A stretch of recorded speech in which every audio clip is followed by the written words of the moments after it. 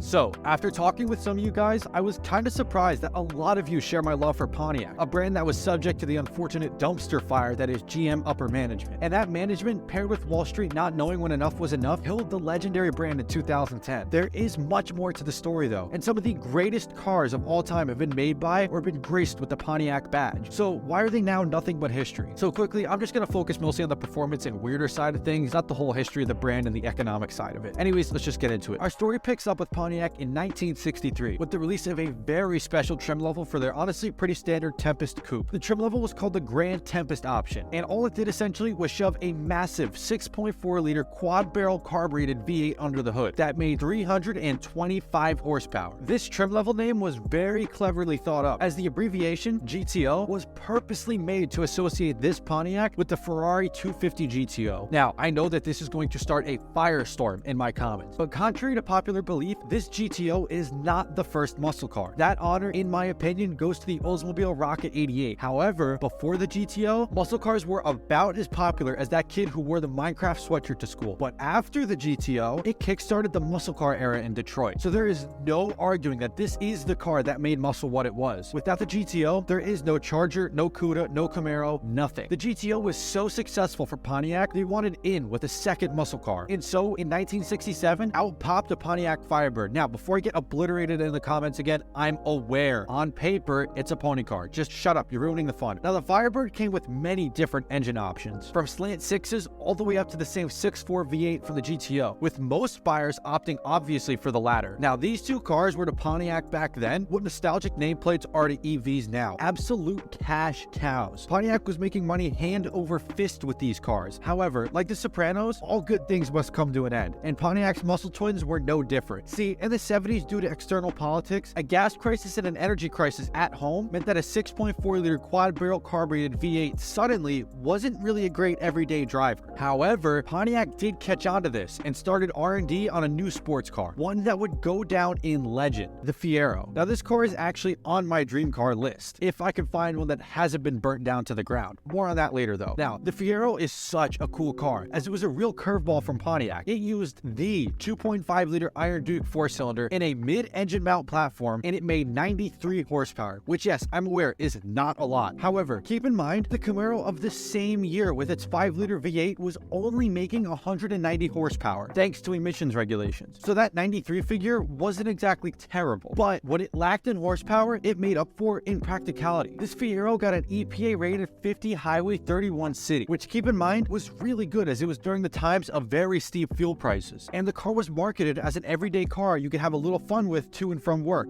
and it worked, as the Fiero became the new GTO in the sense that it was making Pontiac literal truckloads of money. However, these cars did have their issues, as keep in mind, this is a mid-80s GM product, so it didn't exactly use quality materials for anything, really. In addition, these were notorious for catching fire, which Pontiac engineers actually figured out very early on. But, not surprisingly, upper management, GM, didn't want the hassle of dealing with recalls, and they let the problem fester until Fieros were catching fire at a rate of 20 per month. Now, to be fair, it wasn't 100% Pontiac's fault, as the cause of the fires were found out to be connecting rods, so stick with me. If you ran the engine low on oil, the connecting rods were susceptible to a massive failure like most engines. However, when they did fail, this would cause oil to leak onto the exhaust manifold, and if you've ever learned how to ride ATVs or motorcycles, you know that those manifolds get hot. Hot enough, it turns out, to start a fire. Now, like I said, not exactly entirely Pontiac's fault, as you had to be dumb enough to run it low on oil in the first place, but then again, Pontiac should have known it was dealing with the American general public, some of the most brain-dead degenerates known to man. Now, after the Fiero and all its super fun features like grenading itself, Pontiac was looking to get back into the muscle game come the mid-90s, and come back they did, sharing the same everything with the Catfish Camaro to come out with the reimagined Firebird. Now, these are also cars that I love, but anyways, you could option them with a base V6 or go all the way up to an LT1 V8, but the ones you really want are the ones made after 1998 with the V8s, which use an engine, it's kind of underground, not a lot of people know about it. I don't know if you've ever heard of it. It's called the LS1. It gets better though, as for the 2001 model year only, you could get what was called a WS6 package, which got you things like Bilstein shocks, better exhaust, and a whole bunch of little goodies. Now, despite the success of the new Firebird, Pontiac was beginning to see financial trouble as they discontinued the Firebird due to low sales, and they made a shift to more commuter-friendly cars. However, they definitely still had that muscle itch, and they wanted it scratched, and they got that, kind of, in the form of the new GTO. Now, I touched briefly on this in my Holden video, but these GTOs were rebadged Holden Monaros, which caused boomers to throw temper tantrums because it's not a real GTO. Hey, nobody gives a shit what you want! Shut your mouth!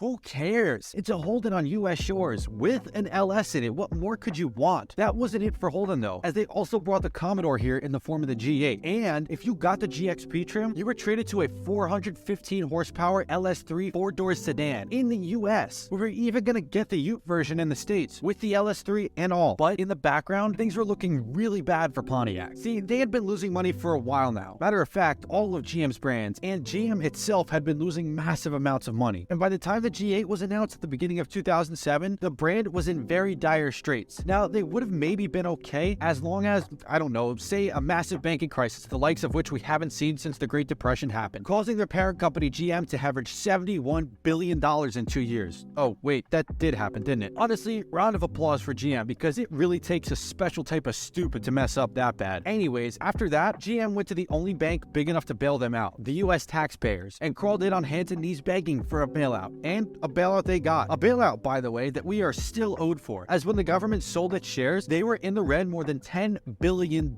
Anyways, part of the government deal was that GM needed to give the old Yeller treatment to a lot of its brands, and GM obliged, killing Hummer, Saab, and Saturn, those three brands being main factors in GM hemorrhaging money. Now I want you to picture for a second, you're in GM's management shoes, and you have a choice between Buick, a brand that hasn't made an even quarter-way decent car since the Grand National in the 80s, or Pontiac, a brand that, while yes, definitely has its financial issues like every other GM brand, had a bright future ahead of them if they got the support that they needed. See, you, I, or any other normal person would have axed Buick, even if you aren't an enthusiast. But keep in mind, as we've learned in my past videos, GM's entire board of directors has the collective IQ of short buses passengers. So they of course axed Pontiac. Well, let's see how that paid off real quick. Let's see where Buick is right now. Oh yeah, they just sell rebadged Chevy crossovers and ooh, look, a rebadged Opel wagon. Wow. That's right, folks, we had to say bye to the brand that made American muscle, that treated us to some of Australia's best cars ever made in favor of Buick. It also hurts a million times more